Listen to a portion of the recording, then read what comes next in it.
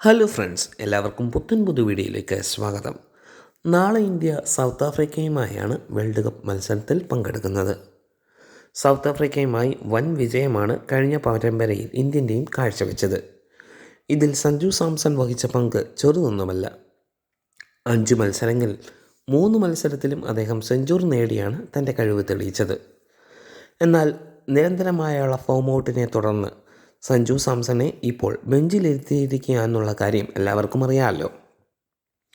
കഴിഞ്ഞ 3 കളിയിലും ഫോം ഔട്ടായി തുടരുന്ന അഭിഷേക് ശർമ്മയ്ക്ക് പകരം നാളെ നടക്കാൻ നിൽക്കുന്ന മത്സരത്തിൽ സഞ്ജു സാംസണെ ഇറക്കാനുള്ള സാധ്യതയുമുണ്ട്.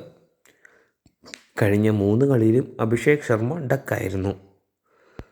ലോകത്തിലെ ഇപ്പോൾ നിലവിലുള്ള ബാറ്റ്സ്മാൻമാരിൽ 1-ാം നമ്പർ സ്ഥാനത്താണ് നമ്മുടെ അഭിഷേക് ശർമ്മ.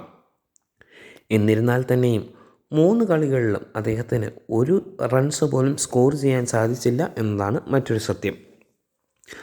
അഭിഷേക് ശർമ്മയ്ക്ക് നിരവധി അവസരങ്ങൾ നൽകി ഇനി സഞ്ജു സാംസണും അവസരം നൽകാമെന്നാണ് പ്രശസ്ത ക്രിക്കറ്റ് താരമായ രോഹിത് ശർമ്മ പറയുന്നത്.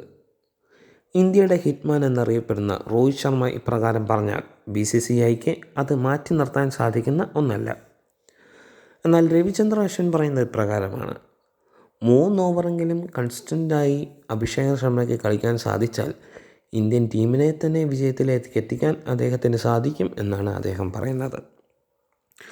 അഭിഷേക് ശർമ്മയും സഞ്ജു സാംസണും ഇന്ത്യൻ ക്രിക്കറ്റ് ടീമിന് ഒരേപോലെ വിലപ്പെട്ട പ്ലെയേഴ്സാണ്. എന്നിരുന്നാൽ തന്നെയും അഭിഷേക് ശർമ്മയ്ക്കാണ് ടീം ഇന്ത്യ കൂടുതൽ പ്രാധാന്യം നൽകുന്നത്. നാളെ മാത്രമേ ഇവരിൽ ആര് ക്രിക്കറ്റിലിറങ്ങും എന്ന് പറയാൻ സാധിക്കൂ.